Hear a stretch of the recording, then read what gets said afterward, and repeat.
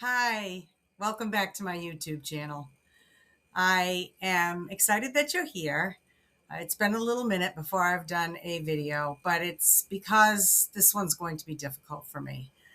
Um, I went to an event, not this last weekend, but the weekend before in Phoenix, Arizona for my small business that I've started.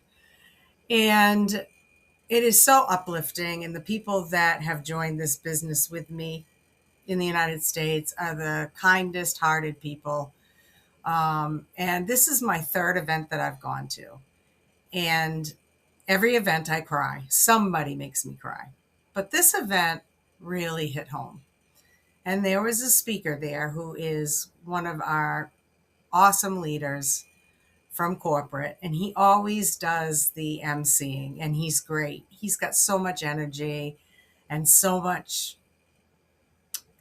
a comedy presence, but you can tell what a good-hearted man he is. And so he leads with his heart. And even when he's off stage and you bump into him, he talks to you like you're the only person in the world.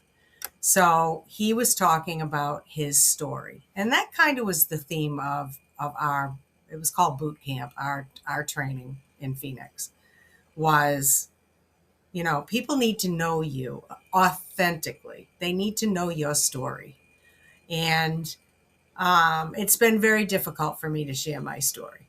Uh, One thing is because I always feel like somebody has it worse.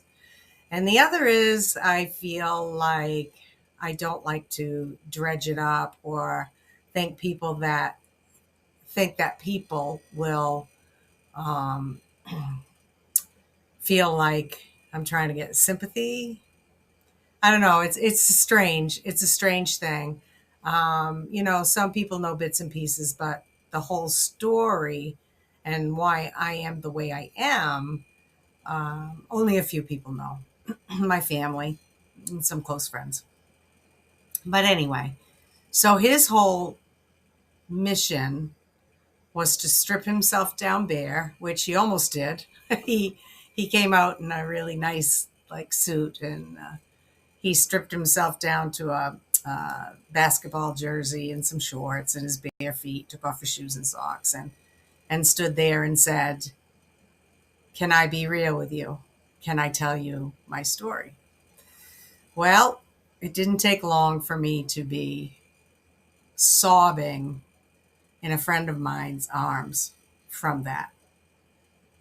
Uh, I couldn't pull myself together. He hit a nerve in me that made me think that I have to shed this um, to move on with the kind of life that I want. Not to get sympathy, not to think that I have it worse than anybody else or I had it worse than anybody else, but to authentically show who I am and how I do lead from my heart, and I always have, and how my next season is going to be one of family, love, kindness, support, um, travel, because that's what I do.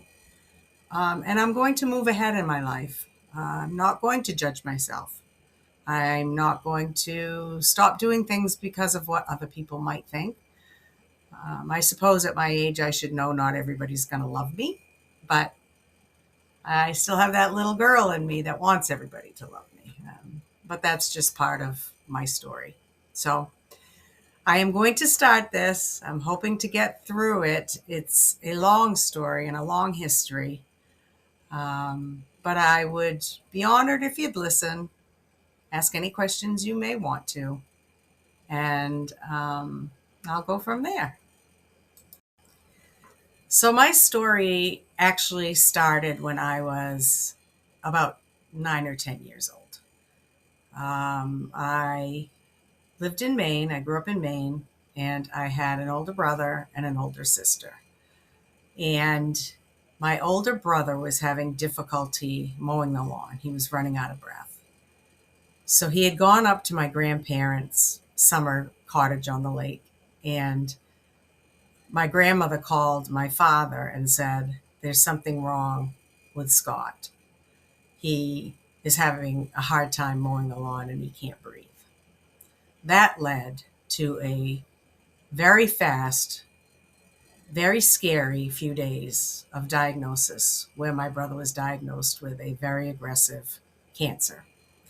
And it was in 1972. So there wasn't a whole lot of medical um, focus on cancer like there is now. It also seems like there wasn't as much cancer as there is now, but that's another story. So my father was a pharmacist and he had gone to college in Boston, Massachusetts. So he had a lot of friends that he and doctors that he knew down there, and a relative that he had in the Boston medical system. So he contacted him, and within a few days, my father, my brother, and my mother went to Boston. Um, it was a long haul, but what happened in the next few years was my brother had to stay in Boston to be treated. They didn't want him to leave the hospital because of his immune system and things like that. My mother was fortunate that she grew up in Massachusetts, so her parents were still there and they were able to stay there and go back and forth to the hospitals. But at the same time, my father decided that he couldn't take uh, this. He couldn't take watching my mother's son die. So, and it was his son as well. But so he walked away. And so at that time, I was, like I said, like 9 or 10, and my sister was around 13 or 14 years old. And even though my father was in the same town as we were once he left my mother, um, he would not keep us. Uh, he was, he had better things to do, I guess. But anyway, so my sister and I were shipped off during the week to other families so that we were able to go to school. I was fortunate because I always went with the same family. And so I had a pretty significant um, family taking care of me and making sure I was okay. Whereas my sister was kind of passed around every different week to different people. And, we'd come home on the weekend. Mom would drive up from Massachusetts with my brother still in the hospital, and she'd do our laundry, and then she'd leave us again Sunday and drop us off to wherever we went. So that went on for about 3 or 4 years. Um, Not as quite as bad. My brother was able to come home sometimes, but not very often. I can remember when he did come home, I would lay in my bed and hope that he coughed all night, because if he didn't cough, he may not be alive. In my 10-year-old mind back then, I knew nothing about cancer. So when they told me that my brother had cancer, I just thought it was, well, it's probably like a cold or the flu and he'll get over it. So that was the start of my story that has affected my life. I started living with the story of cancer at a very young age, and my personality developed in such a way that when my brother would come home and mom was there and my sister was there and I was there, I took it upon myself to be the one that was going to be the comedian and make everybody laugh, because I didn't want anybody to be sad. So my personality is the way it is today is because of that. In my young brain, I developed myself to be a comedian, to make everybody laugh. And I am still quite like that today. I'm a little bit more serious, but probably because of the other things that have happened in my life. But anyway, so that my brother had to have chemotherapy for 7 years. So he got through high school. He couldn't play his beloved football, but he went to trainers camp and became the high school trainer. And then he went to college, got a degree in mechanical engineering, and moved away to New York to work for a big company in New York. During that time, he'd come home every once in a while and he'd meet with his doctor. His doctor would give him his chemotherapy and cook breakfast for him. And then he'd be, come back home and then be off again. So he was on chemotherapy for a long, long time. The other thing that my brother had to have was radiation. In 1973, when he got radiation, it was just before they stopped using K-ball radiation. I think that's how you pronounce it, Kabol. They didn't protect his heart or anything. His cancer was up in his neck and in his chest, on his lungs. So they just inundated him with radiation. And then about 6 months later, they stopped using that and started using a safer radiation. But at that time, he had already had his dosage of radiation. So that would come back to rear its ugly head down the line.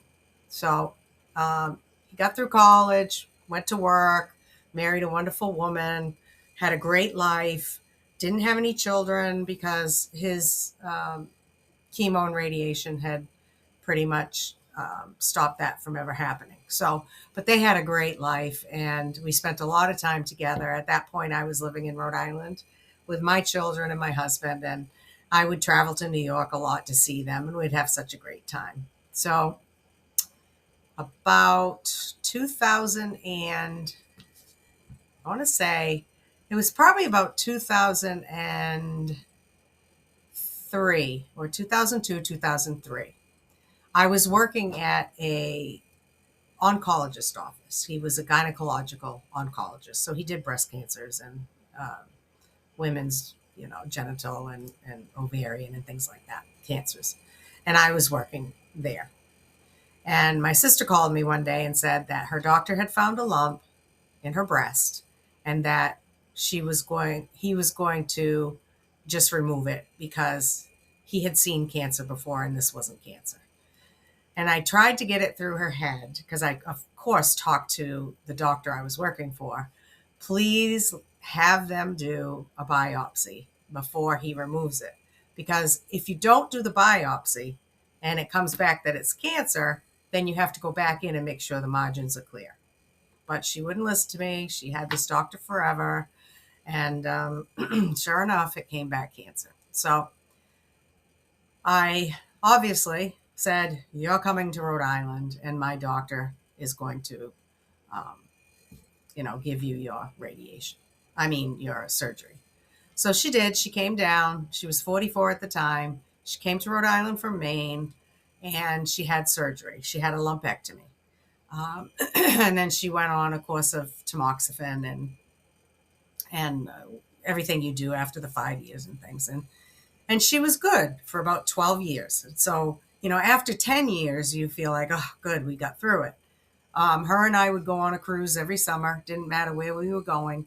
We would just go and celebrate another year of her being cancer-free. Well, 12 years later, she found another lump in the same breast. So she went and had a biopsy on that. And sure enough, it was cancer. It wasn't the same cancer. It was a new cancer. So at that time, she had that breast removed. And, more chemo, more radiation. So it was just a long haul. So then my brother ended up getting sick again. And actually twice. It could have been, I'm trying to remember if it was before Kathy's first cancer. I think it was before my sister's first cancer and her second cancer. He got sick and went back into the hospital in Boston because that's the only place he'd go. And he had open heart surgery because he was blacking out and he had to have a pacemaker put in and all of that. And so he had an 11 to 12 hour surgery where the radiation had done so much damage to his perineum around his heart. I think that's the name of it, that it was stuck to his heart and they had to painstakingly take the scalpel and just try to get that off his heart so they could get that heart going and moving and pumping and things like that. So it was a scary time, but we got another miracle.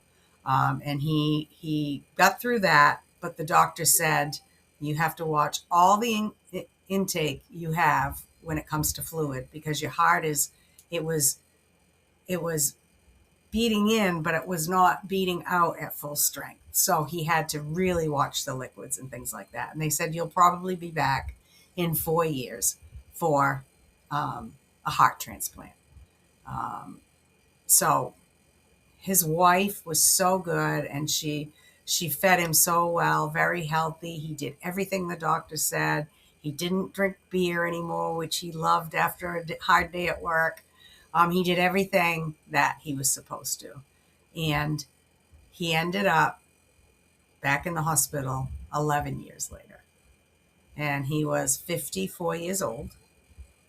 And there was so much damage to the arteries and things that were attached to the heart. There was no way to attach a new heart. So he made the decision that at midnight, no more heart meds, just keep him comfortable. And that from then till midnight, he wanted to talk to everybody he loved.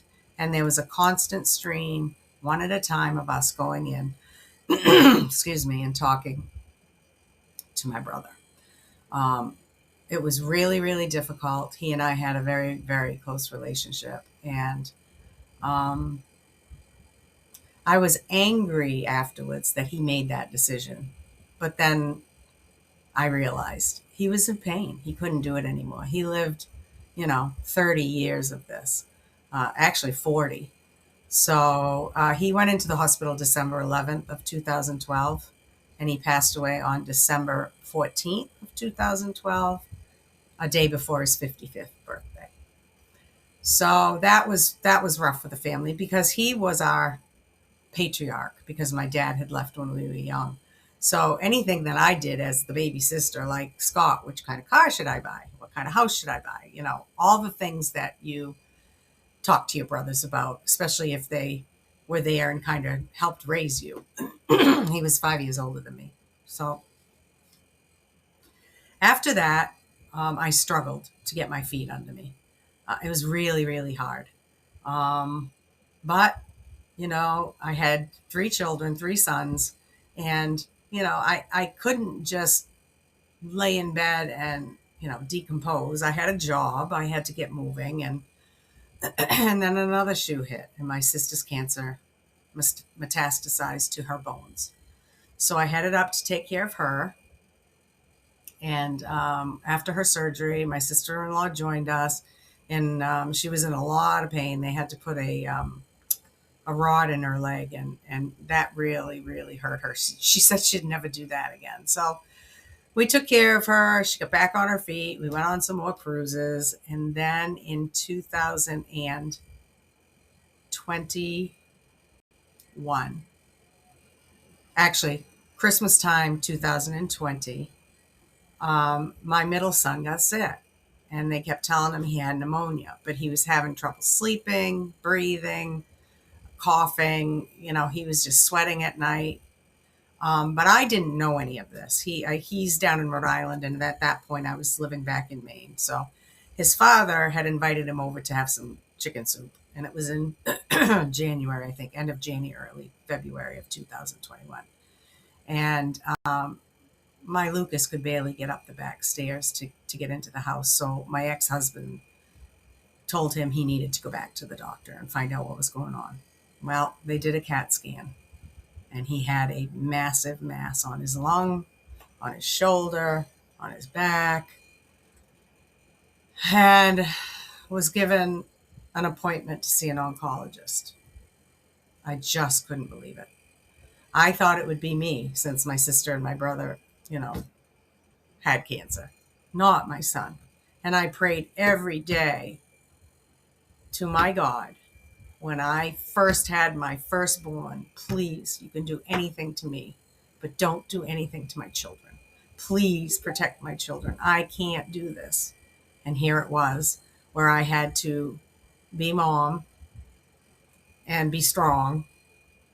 And so they said it was lymphoma, which was what my brother had. So I felt a little more positive about that, because I knew that was curable if we had caught it soon enough. So I went down to Rhode Island for his first appointment. The doctor was very positive and said, "You're going to feel like hell for a long time, but after the summer, you're going to feel better and you're going to feel more like you." So he went into the hospital and had a biopsy. They put a needle through his chest wall and did a biopsy. And it took forever for it to come back. It was like, it shouldn't be taking this long, but it was right after COVID. So we were still kind of shut down when it came to the hospital. Not everybody could go in to see him. So when it finally came back, it was the most horrific cancer that you could ever imagine. About 100 people in the world get it a year, and it's called nut carcinoma. Capital N, capital U, capital T. Never heard of it, and I've had a life of cancer in my family, but I had never heard of this. So, of course, we're all on Google. Lucas is on Google, and it said longevity, 6 to 9 months. And we were just devastated. We took him to Boston. They were doing some trials in Boston for this type of cancer, and the young surgeon said to my son, "You're too far gone. We can't take you." And my son, a 33-year-old man, sat in the back seat crying, saying to me, "Mom, I'm not going to die, right? I'm not going to die, right?" And all I could say back to him was, "We're going to fight it as hard as we can, Lucas." And I'm sorry, I'm trying not to, but it brings back some bad memories, as you can imagine. So he was alive for a month and passed away in hospice care. He made the decision that, well, first he went through 10 days of radiation, and that cancer just grew around it and morphed, and it's known for kind of morphing itself. It's a fluke. It's a gene broke, the nut gene, it's called. It broke, and when it tried to get itself back together, it hooked itself to the wrong gene, and it causes a very ferocious cancer that changes and changes and changes and changes. So they told him he was going to have to go into the hospital. He was going to get 3 different chemos. It was probably going to take his brain power away. And he was a very intelligent kid, loved to read. He was very intelligent. He couldn't eat a meal without reading a book. And so in the middle of the night, we got a text. He had talked to a nurse, and he had decided he wasn't going to do it. And so the following day, we put him in hospice, and he was gone in a week. And that has taken me out.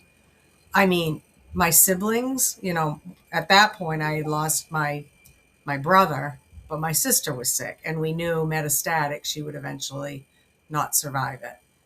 But to lose my son was, and is to this day, the thing that affects me the most. The thing that makes me stop in my tracks. There are days when I'm doing great, and then there are days when I just want to bury my head.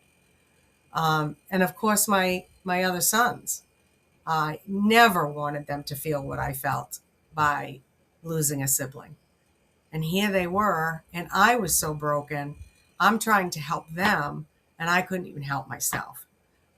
It has been 5 years, and I'm better, but I will never be the same Laurie with the jokes and Laurie with making everybody feel good, because I don't always feel good. I don't always feel good. And making jokes isn't something that I can do. So that was tragedy for me. And then my mother and my father both died the same year in 2023, 6 months apart. I was with Mom when she passed. So I was with Mom, I was with Lucas, and I was with my brother when they passed. I held their hands, gave them kisses, and stayed with them. My dad, we were kind of cut off from him by his wife. She wouldn't let us talk to him. So I talked to him about a month before he passed in hospice. So they passed in 2023. And then my sister really started to go downhill. And in October of 2025, I went up to help her husband take care of her. And she had more cancer in the fluid in her brain. And so she was losing memories. That some days she thought she was me. And then she really got angry with everybody. It was a really tough month. taking care of her while she was in hospice. And she passed away on November 3rd.